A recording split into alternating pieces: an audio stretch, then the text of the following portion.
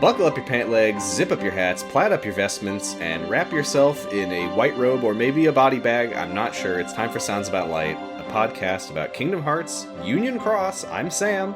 I'm Drew. The world is normal. We're recording this on no particular day, and everything's fine. I mean, you could probably say that about a lot of days coming up, I would think. The less said about that, the better. Yeah. We're not here to talk about that. No, absolutely That's someone not. else's podcast's job. Gad, and fuck those podcasts. I don't know. Even when I had one of those, fuck that podcast. I think you had the only appropriate version of that, maybe. But the less said about any of this, the better. Yeah, sorry. We're here to talk about Murder Most Foul. Yeah, this is quite the episode. Yeah, it's the most I've ever seen people discuss a murder without ever acknowledging a person being dead. Yeah, well, like, what's being dead in Kingdom Hearts, really? This. Actually, I mean, if it's not this, it's nothing. Strelitzia is the most dead we've ever seen. Although, God, I don't know. Maybe she's a fucking nobody. I don't know. Well, yeah, that's we don't know that, or maybe she's, like, hanging out in the sky world that we saw in Kingdom Hearts 3. She's Final Phase Marluxia's Gundam from the end of Chain of Memories. Oh, yeah, probably. Yeah, we are starting with... Oh, yeah, just to finish that point. Nobody says dead. Nobody says killed. They always just say, she disappeared. Oh, no, I don't want to disappear. It would suck if I disappeared. Yeah, it is weird. I mean, I know, like, maybe because these games are kind of for kids, they don't want to say dead, but... It just makes me think about when we watched Dream Drop Distance... And there was the scene from the Mickey Mouse Three Musketeers movie where Pete punches Mickey in the face, but when they recreated it in Kingdom Hearts, they didn't show him getting punched. Right, yeah. It's weird that these games can sometimes get so dark and so heavy, and other times they are wearing the most friendly, fun, colorful kids' gloves you've ever seen. Even though this is the darkest this has ever been. Yes, I mean, the child body count is off the charts here in Union Cross. What's one more? Yeah, I mean, I think the entire child body count exists inside Union Cross. Let me quickly skim my list. I think that's correct. Yeah. People who died in Kingdom Hearts 3 came back, so I don't think it counts. That doesn't count. Yeah. Or does it? I don't remember. They're on my list. It does count, but it doesn't count. Okay. We start with Ventus. I actually... I probably should have put this at the end of our last episode, but I was kind of like, oh, but the cliffhanger of Laurium facing off against Maleficent. Ventus has just learned that he was not on Ava's list. But everyone is like, we don't think that you... disappeared Strelitzia. Brain reasons that Ava would not have murdered Strelitzia, nor would she have sent one of her precious dandelions to go die in the war. So they think that Ventus was probably deceived, probably by darkness. Ventus is very, very sad. Ventus is very sad. He killed somebody. He killed his friend's sister. Yeah. Yeah. Oh no. I mean, it's just like... It is sort of like, Ventus, why were you not suspicious? But then I think there's reasons why he wasn't suspicious. Yeah, also, I did just remember that we don't know yet that he killed her. Spoilers. We'll find that out in a second, though. Yeah. We go back to Laurium and Maleficent. He doesn't know about the pod room. Apparently none of the Union leaders were told about it, which makes sense. I feel like we would have known if they knew about it. Mm-hmm. But he's like, you're evil, so... I'm going to fight you. And I think he calls her an evil fairy, which always bothers me when people look at Maleficent and they're like, I know what that is. Yeah. I mean, that's what fairies look like in Kingdom Hearts world. Yeah, except for all of the ones who don't. Right. Yeah. So he attacks her. Brain, meanwhile, is questioning Ventus about when he met with Ava. And Ventus is like, well, she gave me the rule book. She told me to go to the battleground when it was all over. And they're like, yeah, that makes sense. But she also asked me to come to an abandoned house for some reason. Yeah, and she did. Flashes back. She did the normal thing that people on the up and up always do, which is said, "Come meet me at the abandoned house." Meet me at the abandoned house. Bring your biggest weapon. Make sure. Yeah, we get a flashback. Make sure you don't remember very much of this. Yeah. And also, if you could just like not get much sleep first, so that you can be the most susceptible to possession. What? What? Huh? Ventus goes to the abandoned house. Flashback. But he looks around. Nobody's here. He says. But he walks deep into the darkness in the house, and he hears a noise in the doorway, and we pan back to see Strelitzia walking in. And then the next thing Ventus remembers, he's walking out the door with Ava and the rulebook, and they go to the tower. And she says, "You're going to be a union leader." And Brain's like, huh, okay. Would you like to elaborate on the part where somebody walked in and it wasn't Ava? Right. Yeah. Ventus, as he has so many times, starts getting bad memory head hurt. Poor Ventus. Yeah, one of his most repeated, one of his main catchphrases is, "Ah!" It's a bummer to find out Ventus has always been having a bad time. I know. Although, who knows, Kingdom Hearts 4, maybe he'll be having a good time for once. Maybe, yeah. He's got his Chirithy, he's got his friends. Yeah. Yeah, maybe. I mean, unless he reunites with darkness or something. Oh, no. Yeah. So Brain suggests that they head back to the tower. They're still on the hill. I forgot where they were. Yeah, they're on the hill. We go back to Lauriam, who has been KO'd by Maleficent, and the room is severely busted up, and the pod that Maleficent was going to use is destroyed, but she's not here, and one of the other pods is missing, so we know that she must have used it to... I was going to say launch herself into Kingdom Hearts 2, but no, she uses it to go... Oh my god, what a game. The pod in the data pod room takes you to the real pod room, where you can then get back in the pod and use it to travel through time. Yeah? Yeah, it needed to be like this. Yeah, that's just how it works. Mm-hmm. You can't teleport yourself from data into the future. Yeah, you can transport yourself from the future into the past's data. But you cannot go from data past to data future. Yeah, I'm still not entirely sure how that worked. Yeah. I mean, I guess maybe this data doesn't exist in the future, so you would need to go to the real world. I don't know. Maybe. There's logic there. I'll accept it. Great. So there are now 5 pods remaining that can be used to escape from Data Daybreak Town. And we got Lauriam, Elrena, Ventus, Ephemer, Skuld, Brain, and Dennis, which is 7 people. Mm-hmm. Not to mention a bunch of other dandelions. Yeah, don't mention them. Yeah, they'll show up. They're there in Kingdom Hearts 3 at the end. In a way, I suppose they are. Yeah. We get a Lauriam flashback? Dream? Question mark? Both? Mm-hmm. Yeah. He's napping in a field of flowers because flowers are his thing, outside of Daybreak Town.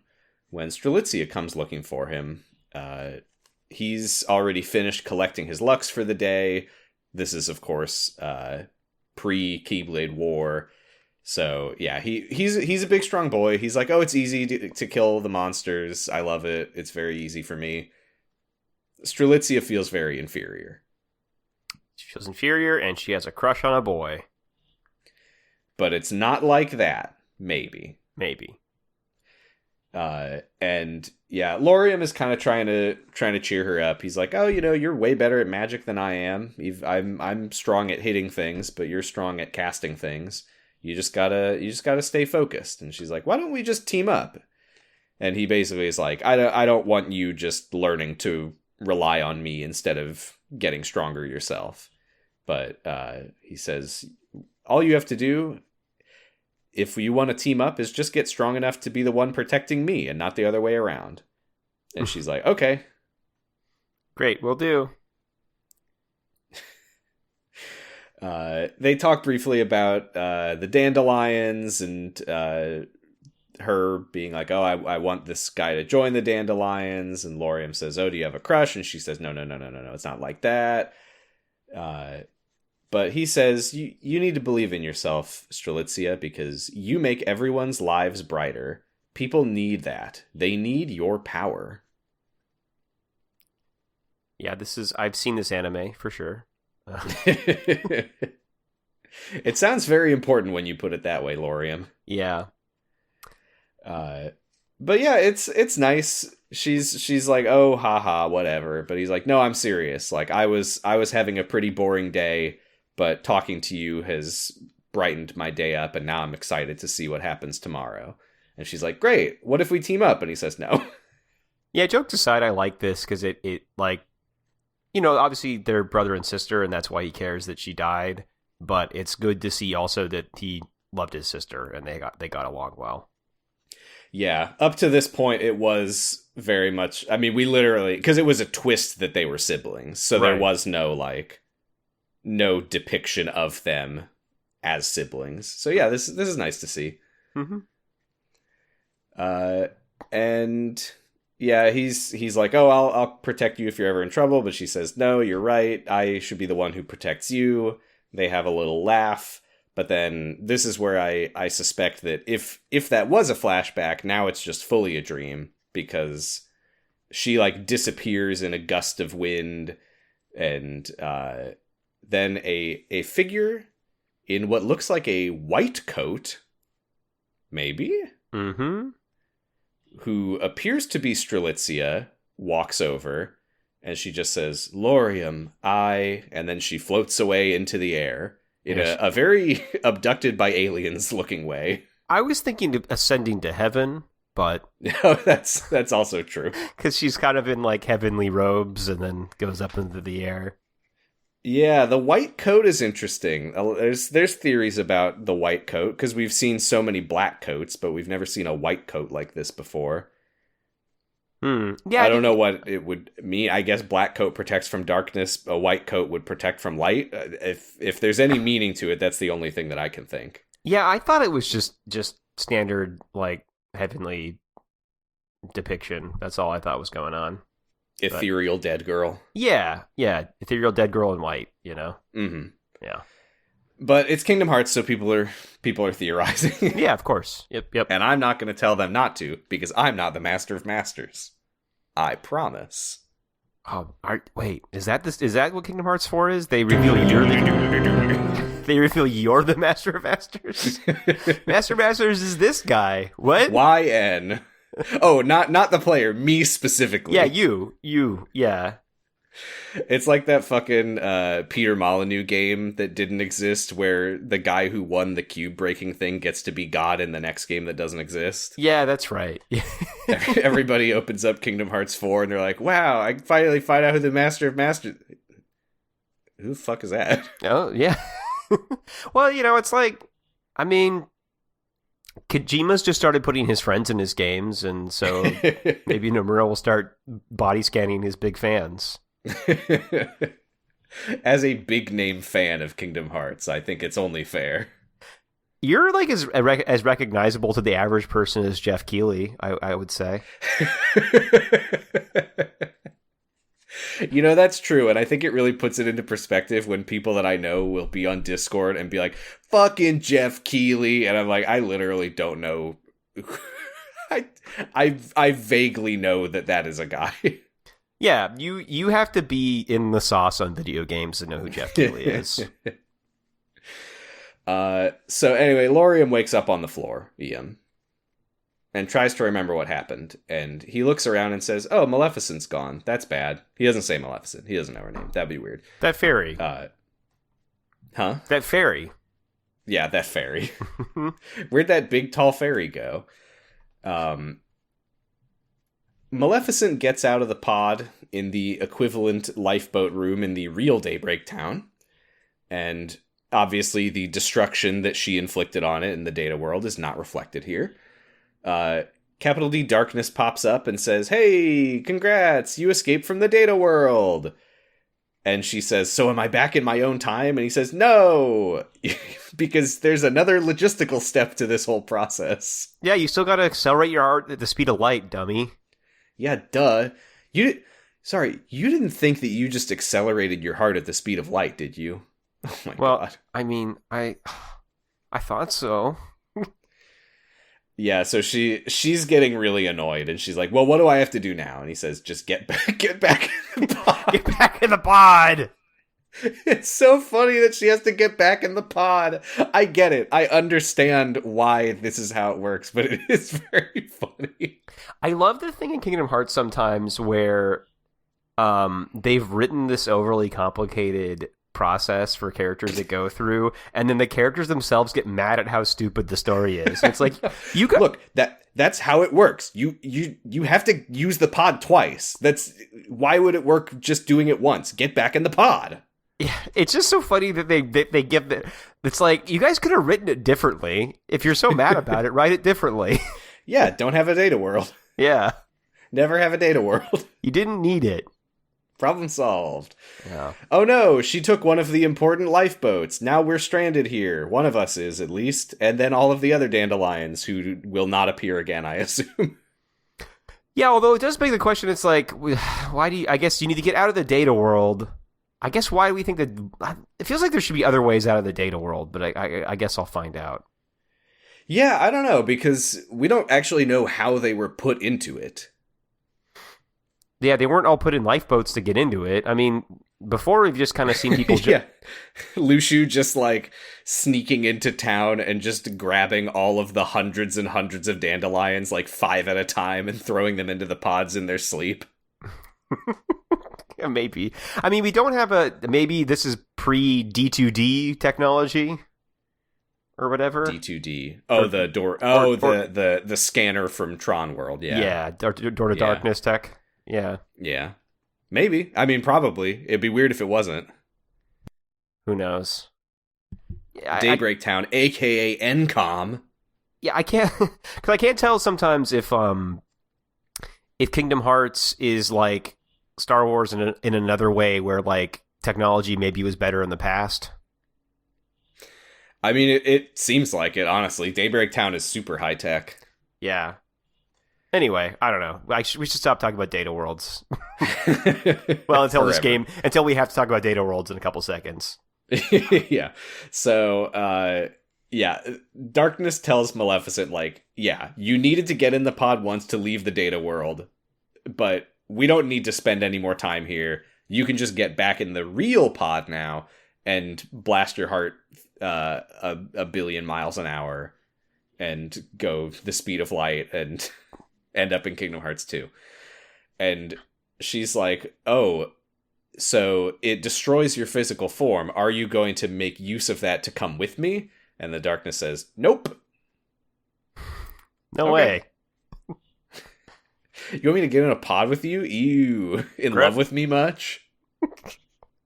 Darkness would say that. Darkness is kind of a scamp. We go back to the Union Leader's office. Skuld tells the others that she took Ventus to his room. He's asleep. He was in shock from whatever he remembered. And, you know, they're all kind of looking for reassurance that Ventus didn't do anything nefarious. And Brain's like, well, it doesn't look good on paper, but it doesn't seem like Ventus would do that. He's such a nice boy. Yeah, and Brain is a nice boy, it turns out. Turns out, I was very wrong about Brain. He's a nice boy, and I think he might also be a nice guy. Maybe, yeah. I don't know, that fedora. Oh, yeah, he He's for Swag sure. is for boys, class is for men, for sure. It's true, yeah. Ephemer speculates that the darkness is behind this, and Brain says, yes, perhaps it is closer than we thought. We go to Ventus's room. The memories are coming back to him while he sleeps. Ventus sleeps like I do, moaning and thrashing the entire time. Yeah, I don't have any advice for that. I'm sorry. No, it's just how I live. It's okay. A very, very heavy weighted blanket? Yeah, I mean, I should also probably stop murdering people in abandoned houses. That would probably help. I'll have to edit that out. Strelitzia and her Chirithy walk into the empty house looking for Dennis. And they look around, as we saw before, and she turns to leave. And who should walk out of the shadows but a vacant-looking Ventus with darkness swirling around him. And the darkness flies out of him and strikes Strelitzia, and it one-shots her. And it tells Ventus to pick up her rulebook, and he does. It leads him to the door, and as it steps into the light coming in through the doorway, it becomes Ava. And Ventus wakes up crying. Yeah, it is interesting because we find out Ventus didn't kill Strelitzia. Ventus was just the vessel for darkness who killed Strelitzia. Yeah, and we do get into some stuff here where we learn that darkness, capital D darkness, the form that it takes comes with restrictions on what it can do. Mm-hmm. So it kind of seems like it couldn't just kill Strelitzia as it was. It needed a physical vessel. Even if it didn't, like, puppet his body and make him kill her with his Keyblade, it seems like it did need him to be there. Yeah, I think so. Well, plus it also needed to insert him as a Trojan horse into the whole thing. Yeah, speaking of needing to insert things, it's time for a gigantic series of Master of Master flashbacks. We learn a lot here. Yeah. Lushu, they're in the control room in the tower. I don't know if that matters. Lushu asks the Master if he's ever spoken with darkness himself, and he says, yeah, it wasn't much of a conversation, though. Imagine trying to talk to someone with a very unconventional thought process. And Lushu says, like you? And the Master does the most over-dramatic gasp, and it's pretty funny. It's good. He calls Lushu cold-hearted for not respecting his seniors and accuses him of being the one who's like darkness, and Lushu just completely ignores him. Well, I guess he looked into Brig in the future and saw what would happen to him. Mm-hmm. Mm-hmm. I think you're going to have an eye patch. You're going to have stinky yellow eyes. Just one that we know of. So, yeah, Lushu asks, like, can the darkness understand our speech? And the Master says, yes. It's been watching us for a long time. It might even be here right now. Just kidding. They wouldn't come near us without a good reason. Which, of course, is a clue for what's happening outside of the flashback. Yep. They're up to something. Obvious. Great. Helpful. Thank you. What a good clue. I guess the more important thing is that they've been watching and waiting. Yeah, they're always around, basically. Yeah. So Lushu's kind of worried, though. Like, if we're gone and the darkness approaches the dandelions, are they going to be okay without us? And the Master says, well, probably not, because darkness is unpredictable. It messes with your head, but it has an aversion to people who are pure of heart because it can't comprehend human thought processes, especially with people like that. And he says, yeah, we'll probably always be at odds with the darkness because just on a fundamental level, we will never be able to understand each other. Yeah, what's their end game? Who knows? That's interesting, though, because that means Ven must not be pure of heart on his own. See, I think that is correct. I don't think that he is naturally pure of heart, because I don't know if they ever really got into this, but I think it's kind of implied and more like reinforced with this, that the reason that he was pure light was because Xehanort cut all the darkness out of him. Yeah, I think he's a different guy before Xehanort does that. Yeah, I mean, he's still our sweet little boy. There's no getting around that. Yeah, he is. He is, but he used to be a sweet little boy with a dark secret. That's right. He killed Strelitzia. Yeah. You know what's funny? He doesn't remember that he did it, but before darkness possessed him, he was actually kind of thinking about it. Oh, no. He was like, I think I'd like to try murder. Yeah, that's, well, I don't think people actually ever die, because, we've never actually seen that happen in Kingdom Hearts, so let me prove it. We're watching Dennis at the fountain square, and then the camera pans up to Strelitzia watching him from the rooftop, and then the camera pans up more to Ventus watching her from an even higher rooftop. Yeah, that's good. Outside of the flashback, but don't worry, we'll be going back. Skuld asks, why hasn't the darkness attacked us if it's close enough that it was able to do all of this? And Brain says, well, I don't know, but it sure feels like whatever it's been plotting is being put into action now. Mm-hmm. And then Skuld says, but why would the darkness want to kill Strelitzia? And Lauriam walks in and collapses in the doorway and says, what? Yeah. Whoops. Uh-oh. And now the darkness, it's starting to do its thing that it likes to do. Lauriam he's getting angry. He's starting to lash out at his friends and allies. He, grabs Brain and is like, what happened to my sister? And Ephemer's like, calm down, Lauriam. And Lauriam hurls him into a wall.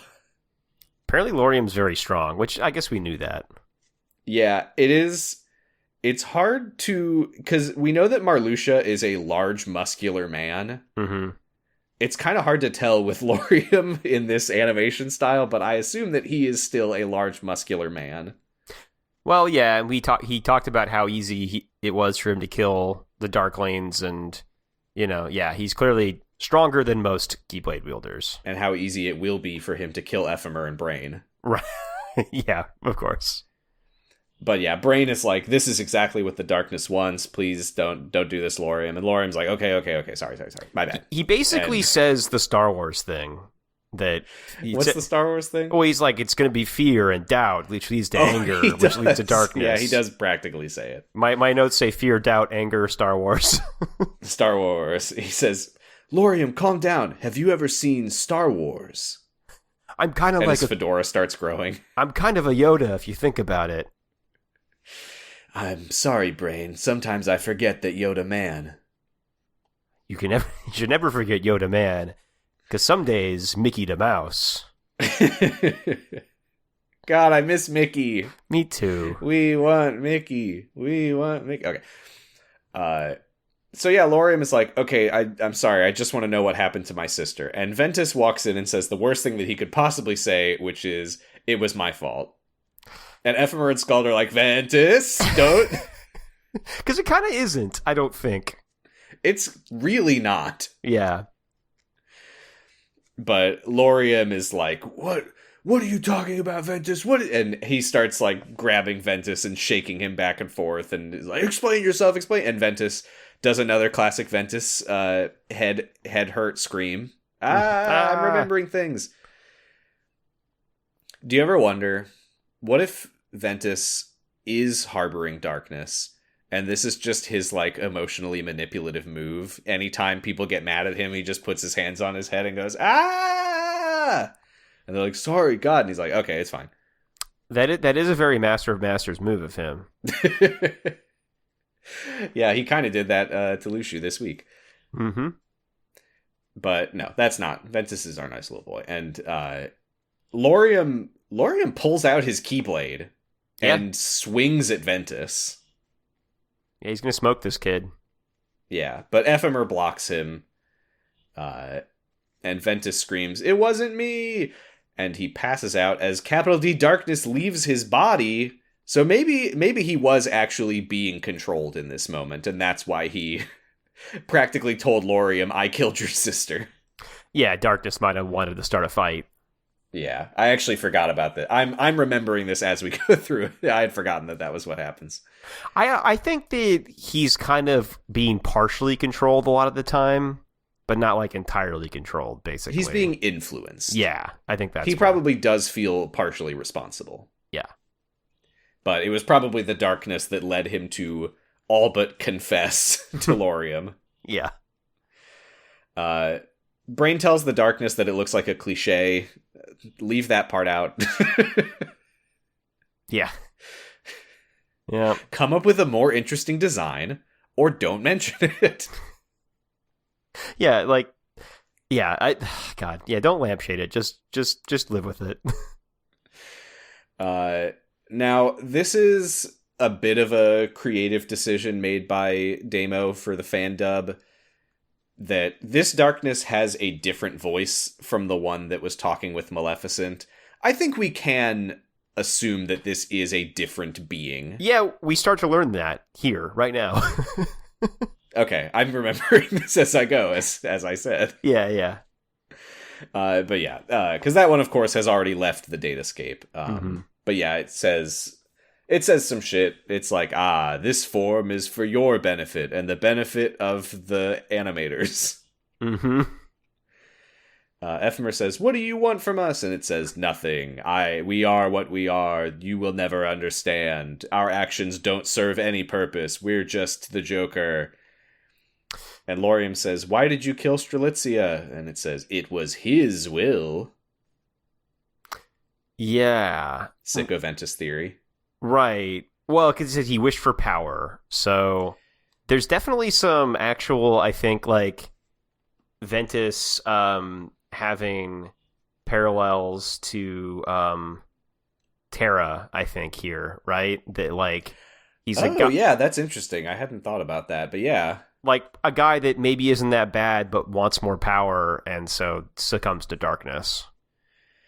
Yeah, although with Ventus, I'm not sure that I necessarily want to take darkness at its word here. I think that it's possible that Ventus thought to himself, I wish I were stronger and more brave and better at making friends. And the darkness was like, you seek power? Oh, yeah, that's what I think. I don't think he was thinking, I want to be a little murderer, and then it came in. I think it was more of this, like, oh, I want power, and then when he let darkness in, then he started having bad thoughts and stuff.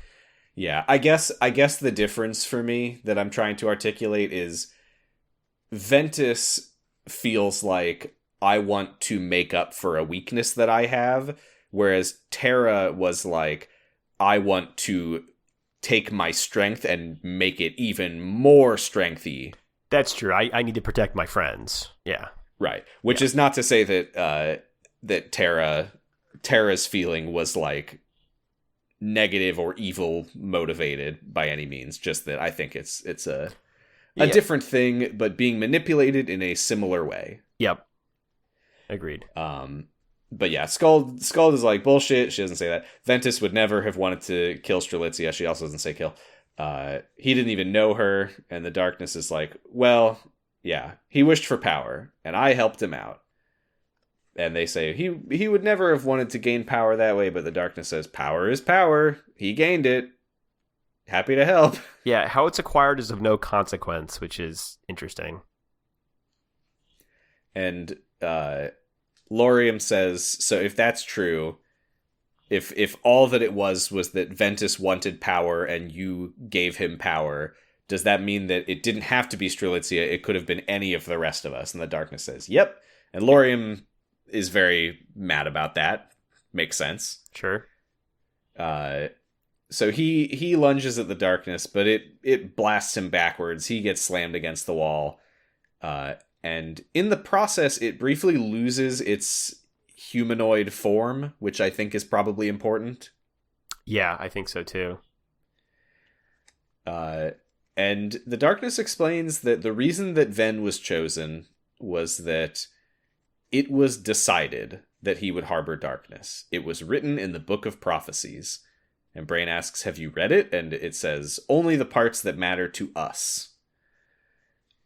They said that they read the words as they were being written. Yeah. Which, so the Master of Masters was like, come on, guys, check this out. well, and I mean, the Book of Prophecy seems like it was written by sending Luciu to the future with the Keyblade to watch everything that happened, right? So, like, does that mean that they watched it all happen and then have time traveled back here, or they watched the Master of Masters write it as he was watching the future?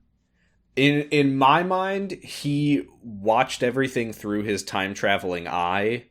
I mean, it was time traveling in the sense that it was moving forward through time. Right. Yeah. In my mind, he watched it through his eye and then just like wrote down what he saw, maybe taking some poetic liberties to make people fight each other along the way. Yeah, sure. So yeah, I think this is where it is becoming increasingly apparent that there are quite a few of these darknesses. Yeah, they appear to be like Legion or something. Like they're all part of a whole, but they have different personalities and different goals. Yes. Yeah. And I think we will get more into that in a little bit. But Brain asks, what's your relationship to the Master of Masters? And it says, we're old friends, which I feel like we heard before. Yeah, we just kind of heard how Master of Masters has known about darkness for a long time and been around. I'm thinking of the darkness that was talking to Maleficent called itself an old friend. That's right. Yeah, it did. Yeah, maybe that's the only thing it knows how to say. It tells Ephemer, though, that they don't need to side with people. They're not working with the Master. Mm-hmm. And Brain says, well, if you've been here all this time, why are you only showing yourself now? And it says, you misunderstand. We were never trying to hide. But it doesn't elaborate. Brain, actually, I do need to make fun of Brain here because he says, okay, one last question. What do you mean by we? And the darkness says, shadows outnumber light. And Brain says, okay, one last question. That goes on for about 45 minutes. Yeah. But Brain says, are you the only darkness here right now? And it says, yes. And he says, good to know. And he pulls out his Keyblade. Did you recognize his Keyblade? Yeah, it's Ericus's Keyblade. It's the Master's Defender. Mm-hmm. Interesting.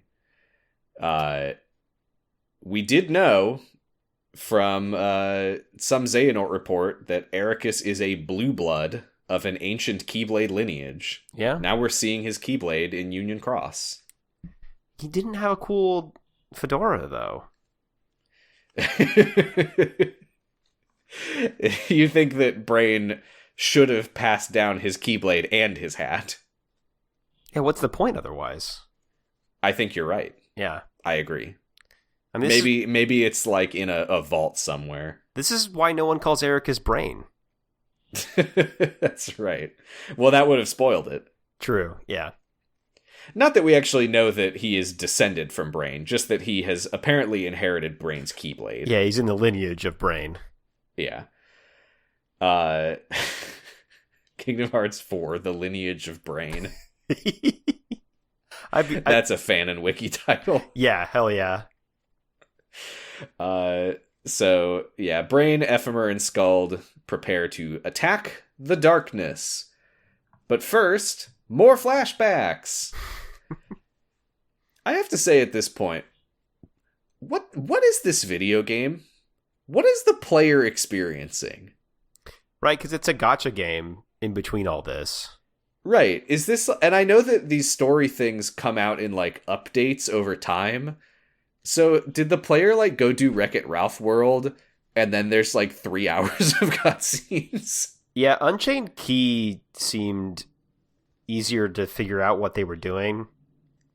Yeah. Because they're just going and, like, gathering light or whatever, so you're just kind of probably, like, doing the same runs over and over again. I guess something similar is happening here. Yeah, it feels like so many cutscenes. I don't know. Anyway, yeah. 5 years ago, we're back to Luciu and the Master. Luciu is very worried about the dandelions, but the Master says they'll be fine. The book shows a future with light. And Luciu's like, oh, really? Can you tell me more? And the Master's like, well, I've only skimmed it. It's a pretty long read. It's funny. It does. I still think that he personally wrote it though, so I think he's just fucking with Lushu. I think so too. He says, I haven't read it, but the book goes into detail on the individual fates of specific people. So there are people. I just don't know what happens to them. But if you're so worried about the dandelions, your job is to keep an eye on what happens. So feel free to just watch them in the day-to-day Breaktown. But no interfering. And Lucy says, okay. Yep. Then we cut out of the flashback to Lushu watching from the watching hill as the sky above Daybreak Town starts glitching out really bad and says, time's almost up, dandelions. And this actually answers a question from Kingdom Hearts 3.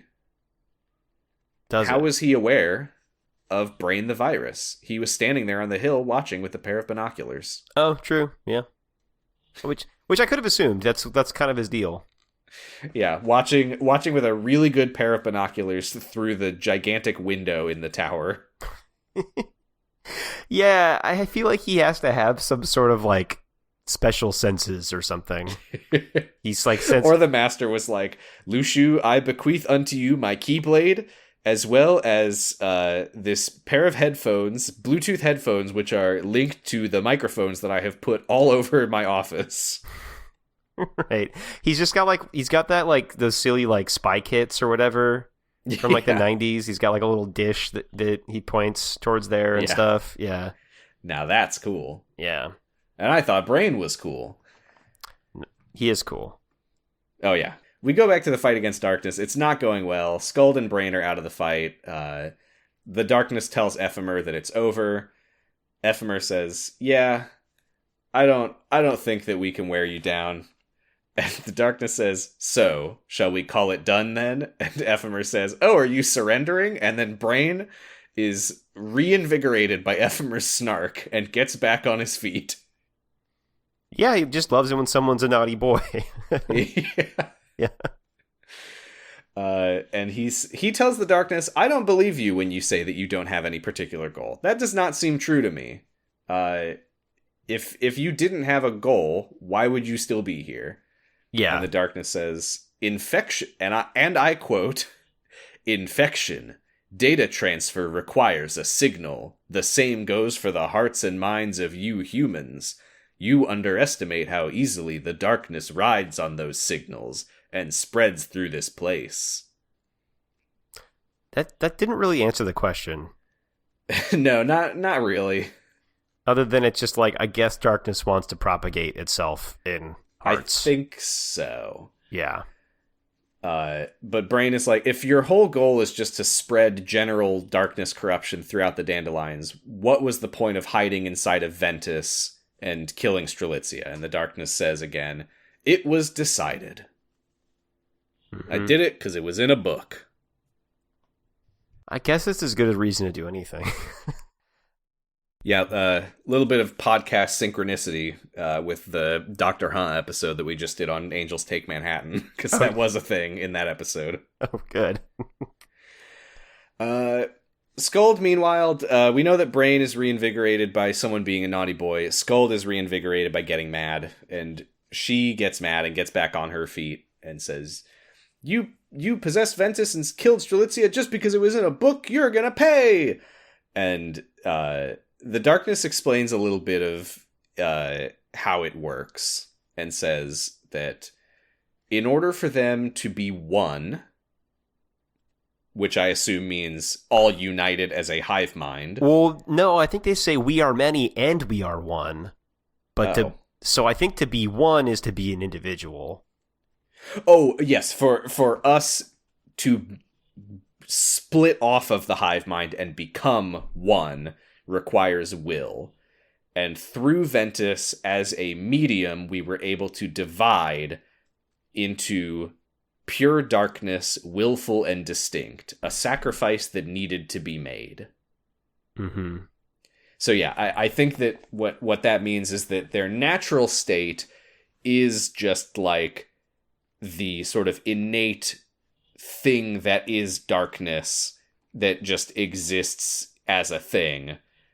but they needed to sort of mold themselves through a human vessel into a shape that would allow them to act as individuals. Yep.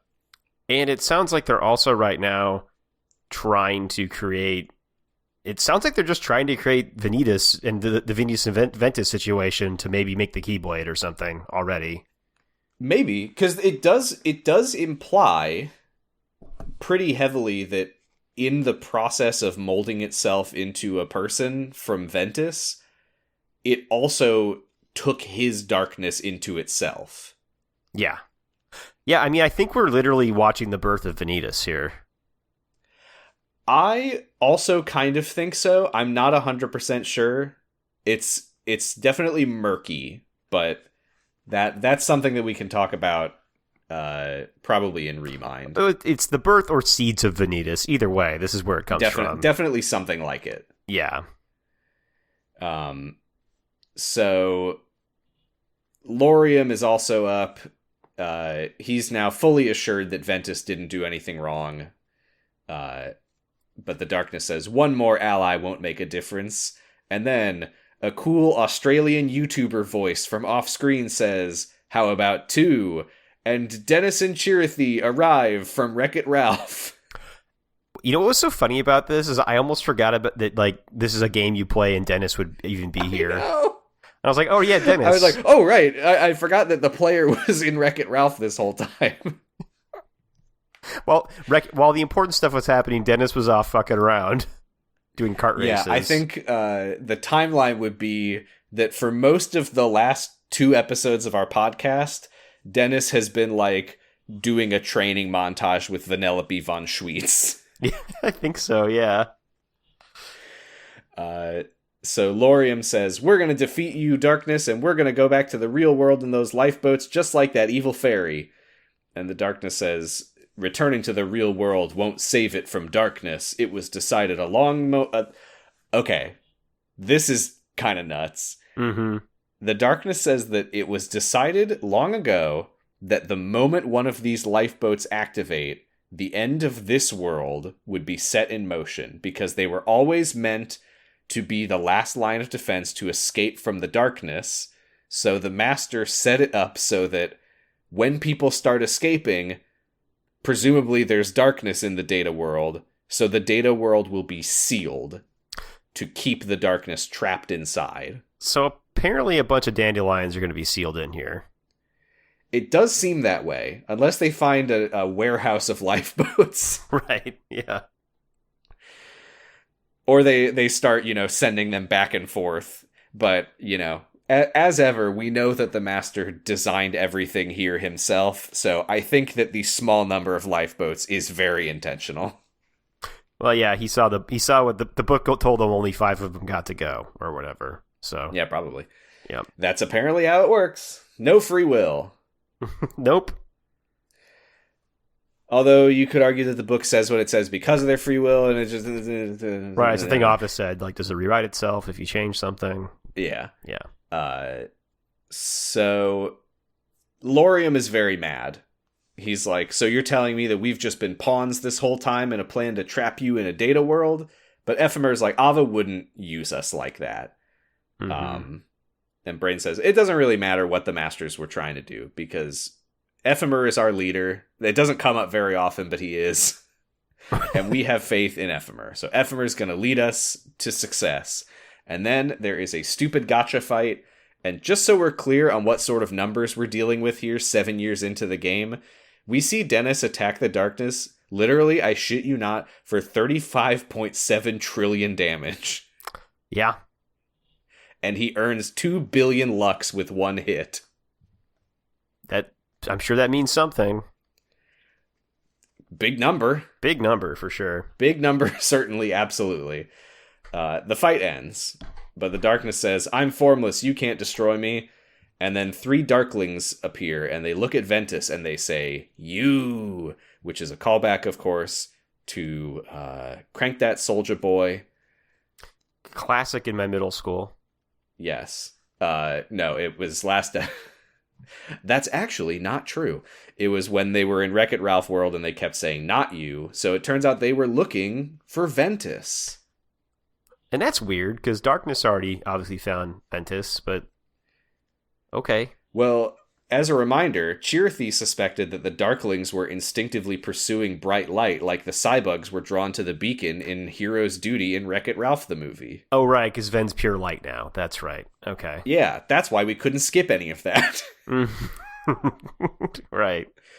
And Ventus stands up and releases a flash of light, destroying the Darklings instantly, which is a shame for those 3 actual teenagers who are now completely dead. Oh, well, maybe now their hearts got released to their nobodies and they're hanging out somewhere. It's a little unclear, but I don't know. I was going to say I don't think that Darklings are heartless. Yeah, actually, I actually think this is something that Verdigris talked about in the Discord. Oh yeah, because we see Aqua turning into a Darkling. Yeah, this is actually just getting corrupted by darkness and not losing your heart and becoming a heartless. So now they're dead. Yep. So I guess I'll start the Ventus body count tally at 3. At 3. 4. I'm not sorry, going to count Strelitzia. Strelitzia, but I will put her on the Ventus watching people die tally. Yeah, he's partially responsible. It's not his fault. He tells the darkness, if you're pure darkness, then I must be pure light. And if you used me to shape yourself into what you are now, then I can reshape you into a form that we can defeat. And Laurium says, don't do it, Ventus. And Ventus says, what, why? And Laurium's like, oh, never mind. And Ventus attacks the darkness. Sorry, so this is Ventus creating Vanitas, I think, because he's turning darkness into a form that is him. I mean, I think Vanitas is finally, I think his final transformation is linking to Sora's heart so that he becomes a part Sora, but still. That's true. That is a crucial piece of the puzzle. But this is unless Sora looks like Vanitas and not the other way around. That would be pretty wild. Wow, my brain just started spinning, but I can't. I have an actual crackpot corner this week, so not that. Yeah, because Sora was already born. I think he wasn't like a baby in a womb or something. I don't know. It just says I'm a new heart when he connects to Ventus. Oh God, Vanitas affected him in the womb to change him. Yeah, Kingdom Hearts said life begins at conception. Damn. Or at least it begins at some point before the baby comes out. Yeah, when their heartbeat starts. I guess so. That would be the appropriate time with this game. Yeah. We go back to the real world lifeboat room where the darkness that was with Maleficent just logs onto the computer. Yeah, it's always good to see. Yeah. And Lushu walks in carrying what looks like a dead body.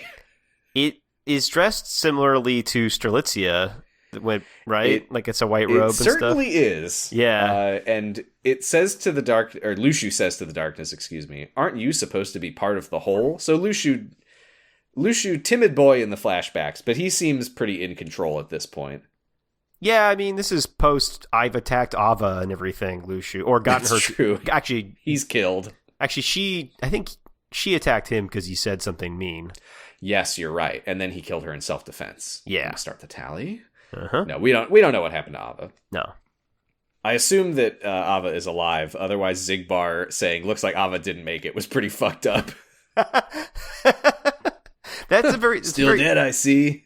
Pretty Zigbar thing to say. True. Yeah. So, yeah, he is carrying what looks like a body in a white cloth or perhaps a white robe. Now, or a body bag.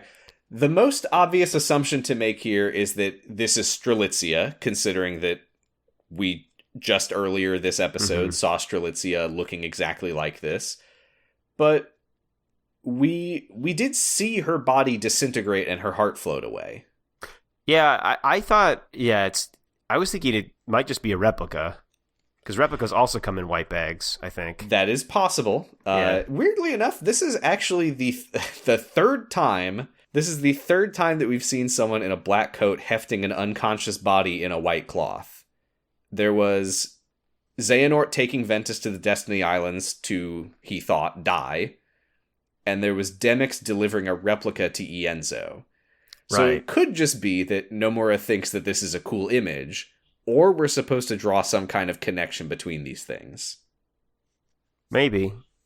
I mean, it's always when somebody is dead or close to death, I guess, they're in the white bag. Yeah, I guess it was Ventus, a replica that would become Roxas, and Strelitzia. Mm-hmm. I don't really know what to... I mean, obviously the connection between Ventus and Roxas is obvious, but... Yeah. Just nice people, people we like. I don't know. I mean, white is often, like, also just a symbol for death in media. Like, that's true. Being dressed in white, you know? Yeah. Yeah. At the end of the day, I simply cannot get around the fact that we watched Strelitzia disintegrate. But I am willing to believe that the Book of Prophecies enabled the Master to replicate Vexen's research. So this could be a Strelitzia replica. Oh, yeah. That would make sense. Although we're told that the unfinished lifeboat will destroy the vessel and only leave the heart, so I don't know what would be the point of putting a replica in one. I don't know. Maybe your heart can't get... Your heart has to be blasted out of a body. It can't just go in on its own.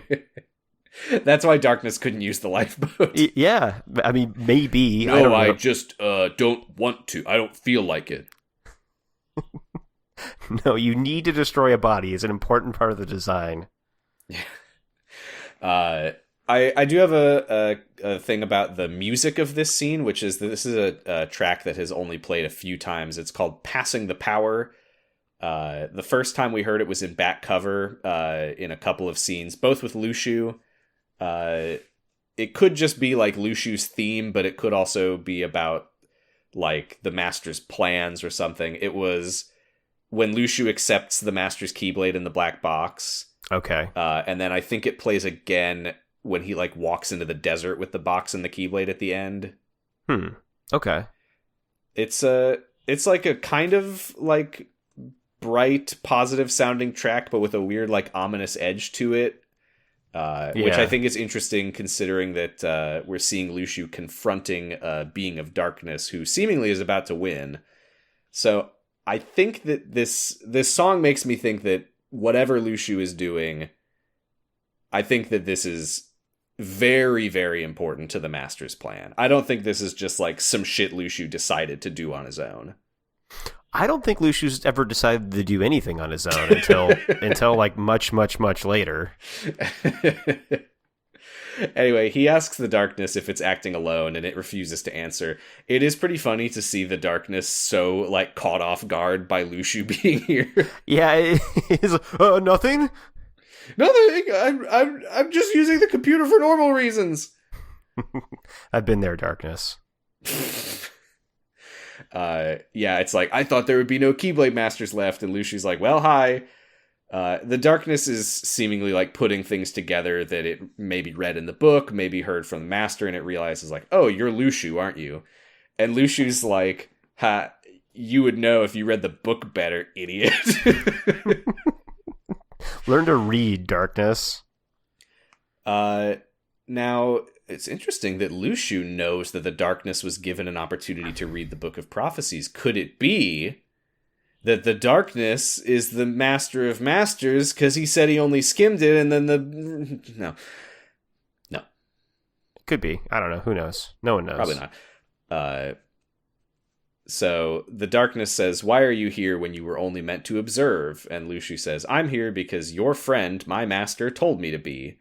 And I've had a long time to think about my master's words, look but don't touch, and I think I know what he meant now. Oh, maybe this is him kind of taking initiative, come to think of it.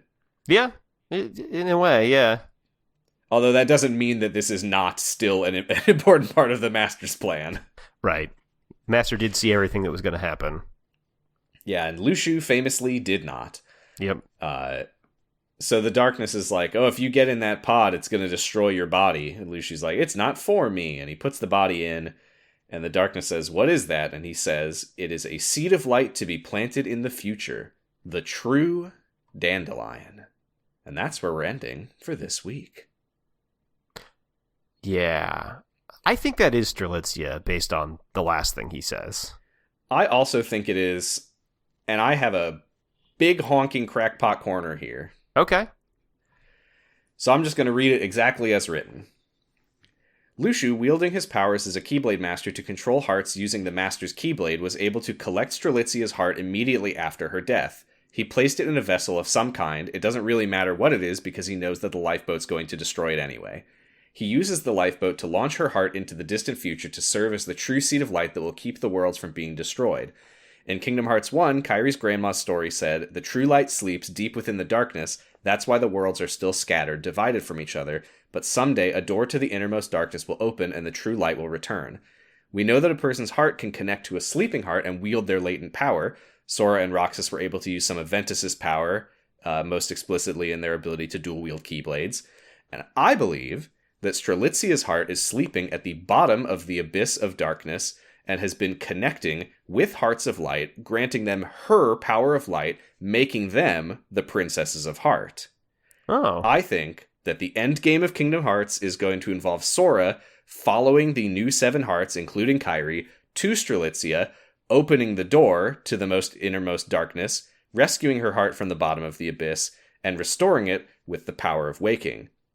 Note, the first time we ever saw the power of waking used was by Riku to rescue Sora's sleeping heart from the abyss of darkness.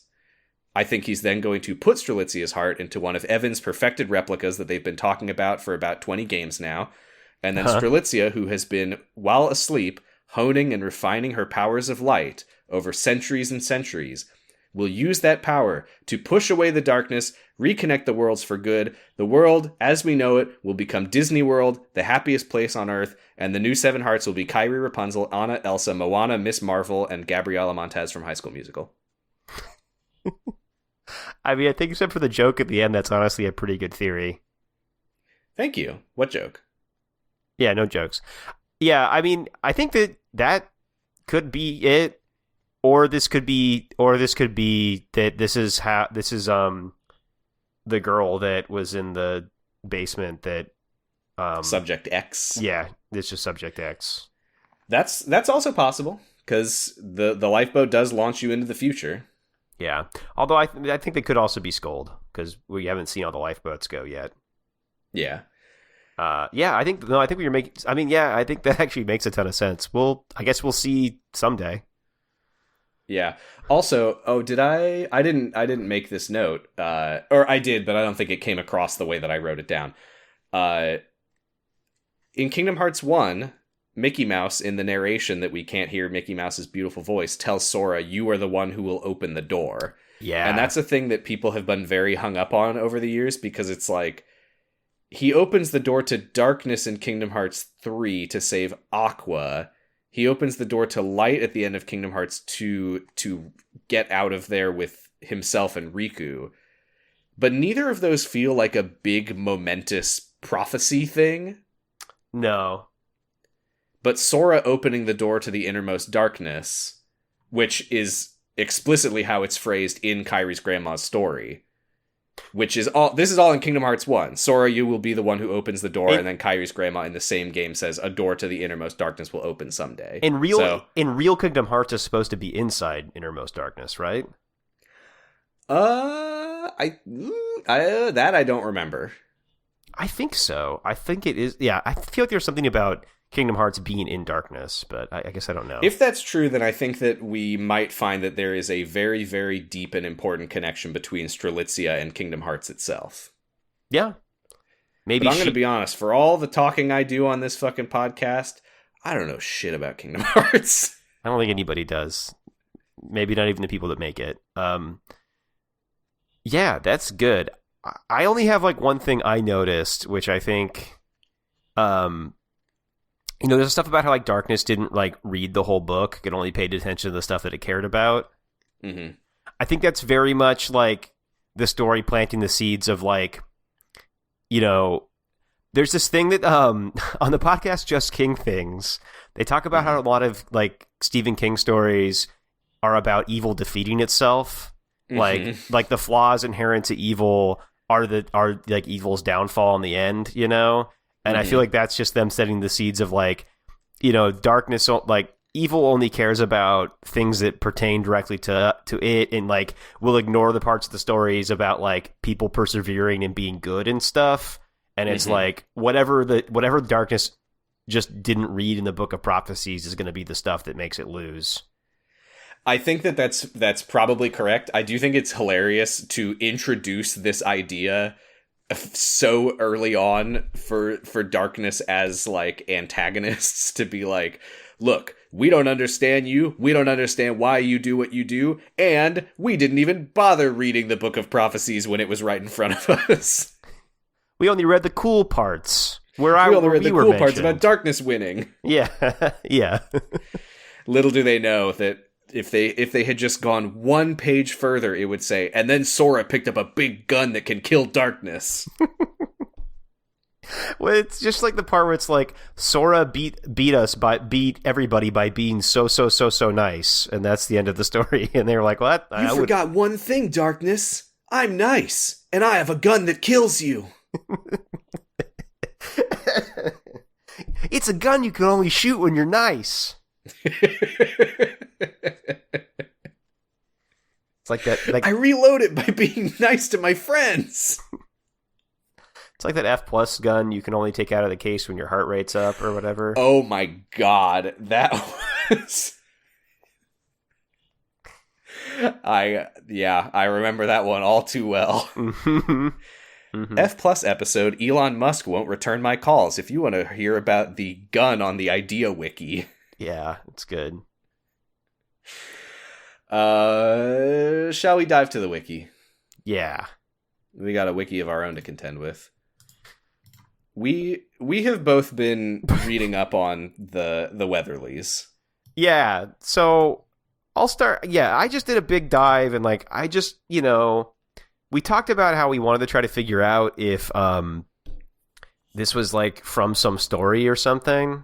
Uh-huh. And I think we've probably both come to the conclusion that no, this person doesn't write stories. They just write a bunch of wiki articles about the Weatherlys. The fun thing is that this isn't contained just to the Kingdom Hearts fanon website. It also starts showing up in like, God, what was the other website I found it on? It was on Villains Wiki and something else. Villains Wiki, and then I think like some other video game wiki. So like, yeah, they're just like writing the extended Weatherly universe, but only through quotes on wiki pages. Oh yeah, that's the other thing, is that it looks like this person just started writing Weatherly articles sometime in 2023 and has just been constantly doing that ever since. It's Weatherly articles and then articles of just historical Japanese weapons. And one fanon weapon for Donald in Chain of Memories that was called like the cutie moon wand for boys. That's right. And then also just like 6 different real locations in Japan. Yeah. But yeah, I tried to put together a family tree, but the website that I was using literally couldn't render it all on the screen at once because it was way too twisted. Yeah, and it is twisted. Right. So here's what I'll tell you, is that Jennifer Stern, what I learned is that Janice Weatherly is the immoral, cruel, and infamous antagonist. Yes. And she's married to Warren Weatherly. And then Warren Weatherly has a sister, Janice's sister-in-law, Samantha Stern. And the Stern family, I think, are like the good guys. They're like the Belmonts. Of this world, maybe? Yeah. So Jennifer Stern is the matriarch of the Stern family. Jennifer Stern is an elderly Caucasian woman of Belgian-American ancestry who was close friend of Katrina Weatherly's mother-in-law, Nancy Weatherly, and lived as a recluse in the Weatherly Gardens. What? She draws... This actually does elucidate some stuff about the Weatherly family in a way that I found very delightful. Yeah. She draws Katrina Weatherly's smart-mouthed daughter and Nancy's smart-mouthed granddaughter, Miranda Weatherly, during the events of Kingdom Hearts The Loathsome Matriarch, then reappears in Kingdom Hearts The Revenge of Augustus Raven. in order to fulfill the deceased Nancy Weatherly's wishes of eliminating both Katrina Weatherly and Nancy Weatherly's grandson-in-law, Augustus Raven, who have followed the path of evil. Wow. Jennifer opts to face all challengers, giving way to those adept enough to defeat Augustus Raven once and for all. However, Jennifer was defeated by Augustus Raven's mother and Miranda Weatherly's mother-in-law, Emily Raven, during the events of Kingdom Hearts: The Revenge of Augustus Raven. In Kingdom Hearts: The Resurrection of Nancy Weatherly, Jennifer receives a letter from Nancy, who is actually alive but has been possessed by a boar demon, having been brought to life after starving to death years previously. And what a way to go in this, where everyone's trying to murder each other. Then you starve to death. And requests Jennifer's participation in the 5th tournament. What? So we're in like Dragon Ball GT at this point, I guess. We're on the 5th tournament arc. Wow. Later on, Jennifer was defeated and humiliated in the semifinals of the tournament by Katrina Weatherly's immoral and infamous elder grandson Dennis Raven, whose main purpose was to wipe out the Weatherly family's cursed blood. This could be Mortal Kombat too. Maybe. Do you have the doc open? Yeah. Because I was making notes on which characters are referred to as infamous and immoral and which characters are not. Mm-hmm. And I think I found like 2 characters that might be normal. Yeah, these are good notes. There was one who it identified as like a CIA agent. Yeah, Captain Tiger's arch nemesis, Darlene Weatherly. Who was that? Yeah, I like how we've got all that. I do love the one article just about the Lost Class of 1962, which is like the only... I don't know what that is. It's like the only kind of story wiki page, but there's not a lot in there, actually. Yeah, I think we skipped the description of Jennifer Stern because it basically is just repeating the words mother-in-law over and over. She's the size of an average human mother. She's this person's mother-in-law. She's this person's mother-in-law. She's this person's grandmother-in-law. Moving on. Could you tell me about her personality? Yeah. Jennifer bears many regrets. However... period. She mentions that her negligence toward the Weatherly financial empire that allowed it to expand so much, and all through Kingdom Hearts: The Resurrection of Nancy Weatherly, she expresses similar regret. So I guess her personality is regretful. Yes. So she like lived in the Weatherly estates and the Weatherly financial empire. This is the first we've ever heard of that. Yeah. So I think this is like I should have killed that Janice Weatherly when I had the chance in the 4th tournament.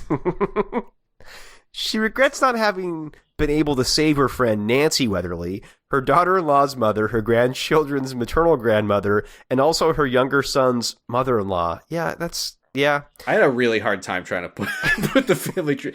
Oh, the other reason that I stopped is once I got to the Stern family, it's a lot less clear because I had to do so much like cross-referencing articles and scrolling down to family to see like who is married to who, and from there I can be like, okay, so that's that person's kid. Okay. But the Stern stuff, this author does not really give much of a shit about them. So wild. From her daughter-in-law, Katrina Weatherly, and regrets having been manipulated and deceived by Katrina for so many years. Me too. This doesn't seem to be about your personality, but okay. Katrina somehow manipulated her into believing that her mother-in-law, Nancy Weatherly, was a real threat, and even tells Jennifer, I'll be the one to stop her once and for all, indicating that she perhaps painted her usurping of Nancy before in a positive life to Jennifer. Jennifer's reply, I won't let you fool me again! You hear me? Indicates she has no indication of falling for this twice. Oh, you don't say. Once beaten by Jennifer, Katrina somehow acts pitifully, saying, Jennifer Stern, how can you? Perhaps showing that Jennifer was someone gentler in her younger days who spoiled Katrina in her youth. Jennifer's belated confrontation of the Weatherly family may come out of strong loyalty to her friends. I like how this is like, well, I don't actually know her personality, but here's some things. Here's some things she did that might indicate her personality. I don't want to lock anything in too hard. No. On beating Katrina in Kingdom Hearts: The Resurrection of Nancy Weatherly, she remarks, "Why do I have to hurt my friends, my daughter-in-law's mother, my grandchildren's maternal grandmother, and my son's mother-in-law in order to do the right thing?" And when Nancy asks her to finish her off, Jennifer once more says, oh my god. Yeah, once more, here we go. I will not harm my friend, my grandchildren's maternal grandmother, my daughter-in-law's mother, and my son's mother-in-law ever again. You would think it would be easy to construct the family tree when they talk like this, but it actually just made it harder. Yeah. Although Jennifer does accept to fight Nancy, she wishes there was another way, indicating that conflict that results in challenging her former allies is a great burden to her. So that's her personality. Got it. I'm going to skip just a list of names and how she's related to them, except for just like Kenneth Howard, grandson-in-law. Great. So imagine 20 of those. Stanley Here's Meeks. some quotes. I also, before we get into the quotes, I love when it talks about people defeating each other. And we know that Aikido is involved, so I assume this is like hand-to-hand combat. They are murdering each other dead. Well, and Aikido's funny because Aikido, I'm pretty sure, is the martial arts that's like similar to Judo. That's all about like throwing people and like not like it's mostly about like hip checks and stuff, I think. I mean, that's how Zack Snyder does fights. It's just people getting thrown into things until they die. That's true. Let's see. Without Augustus Raven's soul, you're nothing, to her daughter-in-law's older brother, Kyle Weatherly. Well. Oh, okay. You can have this one. Okay. Well. You almost could be a vampiric ghost. Out for revenge against the Raven Corporation, are you? To Flippy. Get his ass. There's no article about Flippy. There's what no the fuck? article about Flippy. I want to know what Flippy is. Flippy's the most interesting character for sure. I am not surprised. She is not so easy to kill. And in fact, she may very well outlive me or something. To Honey Lemon, about Katrina Weatherly. So I'm going to read a couple here. My word, have you lost your memory or something? To Katrina Weatherly. If only you had really lost your memory. I would have been spared this freaking trouble. To Katrina Weatherly before the fight. I'm remembering that South Park, I think, is somehow involved in this. Yeah. The Weatherly financial empire. Finally, I am here. Come on, we must put an end to this once and for all. This makes it sound like you like play as her, and this is you arriving at the final dungeon. It does. Why do you try so hard to protect my daughter-in-law's grandnephew, your paternal aunt's grandnephew, Dennis Augustus Raven? You must know what's happening to the universe. To her daughter-in-law's immoral niece, Andrea Weatherly, during their second encounter. I'm going to read one. You should read the last one. Okay. Actually, I'm going to read two. I'll take my daughter-in-law's vengeful grandnephew. If the player chooses Jennifer instead of her grandson-in-law, Kenneth Howard, to fight against Dennis Raven. Stay the hell away from my daughter-in-law. Spoken after defeating her daughter-in-law's grandnephew, Dennis Raven. Good.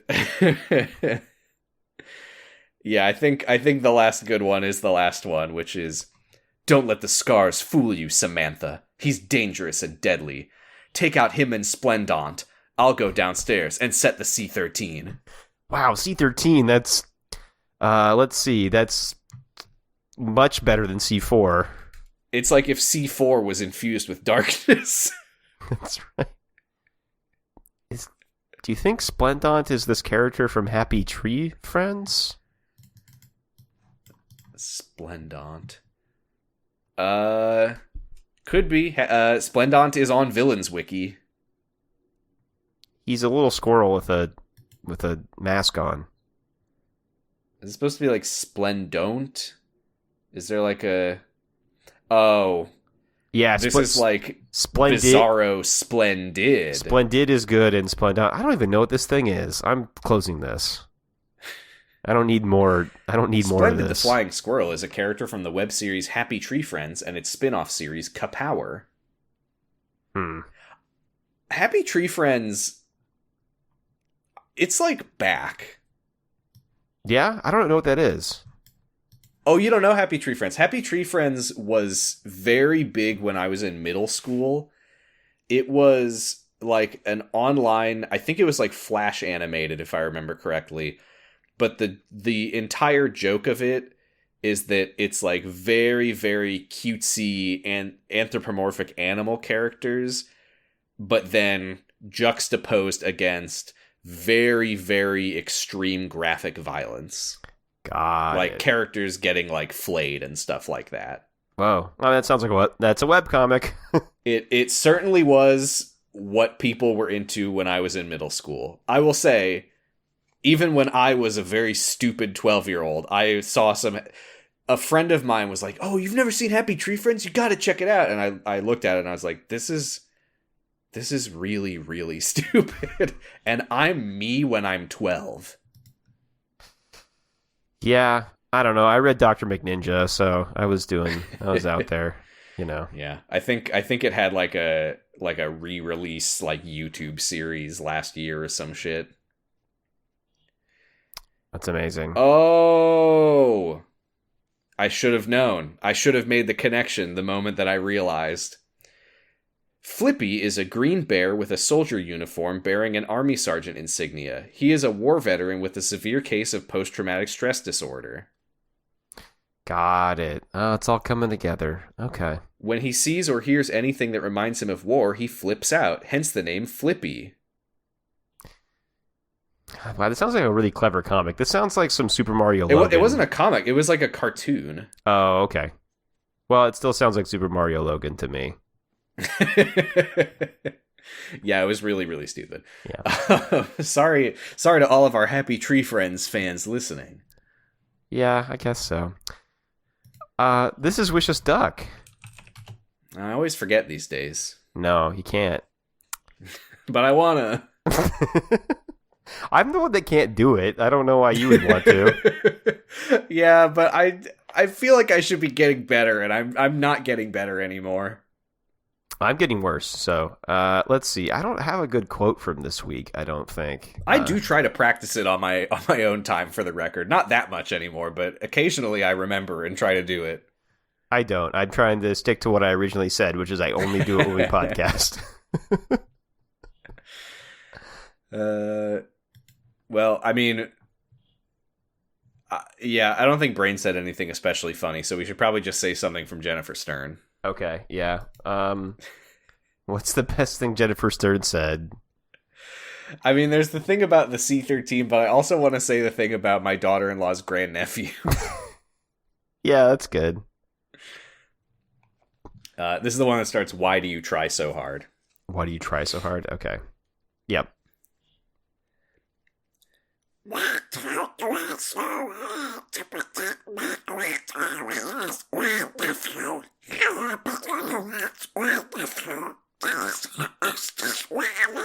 That fucking sucked. That was awful. That's a lot to say, so let's... Yeah, there was more that I was going to read, but I got to the end of it and I was like, I can't do this anymore. Well, I'm sure I'll do great. Here we go.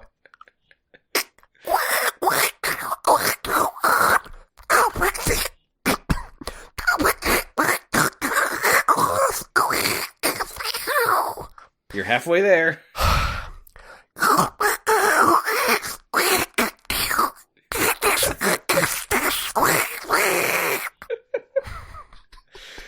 Yay! And then great. And then he died.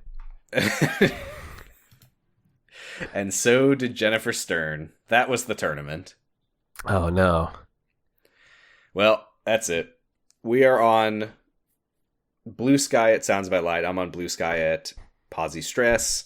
And you can listen to my other podcast, Dr. Huh. We just did our episode on... I literally said it earlier. Angels Take Manhattan. Yeah. And next we're going to be watching an episode called Time Heist.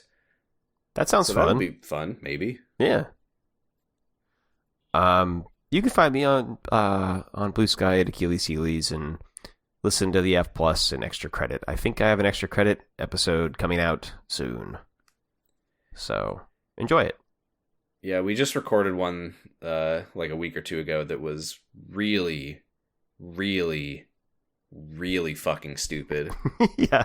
Even for the shit we read, I couldn't believe how stupid it was. Yeah, it was fun. I had a good time with it. Yes. We're hosted on noisepace.xyz, where you can listen to other podcasts like Wow Cool Robot, Diet Coke and Lilith's House of Snacks, Pot of Greed, Check Out This Guy, And hey, it's back just in time for Halloween. Nanaroy's Nightmare and Era. Woo! Season 2. Season 2. Is it Jeff the Killer? But also go back and listen to the episodes that I did about Jeff the Killer. God, those are good. That's it. That's How it. do we end it? Yeah, I don't know. Do we say Keyblade? We say Keyblade. Yeah. In a voice that I am never going to get the hang of. Keyblade. Keyblade. It sounded really annoyed when I did it there. Keyblade.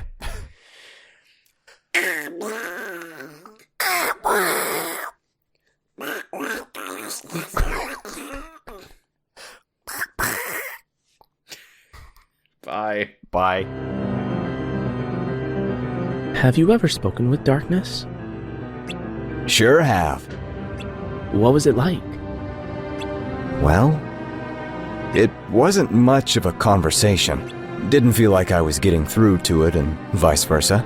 Imagine trying to talk to someone with a very unconventional thought process. Huh, like you.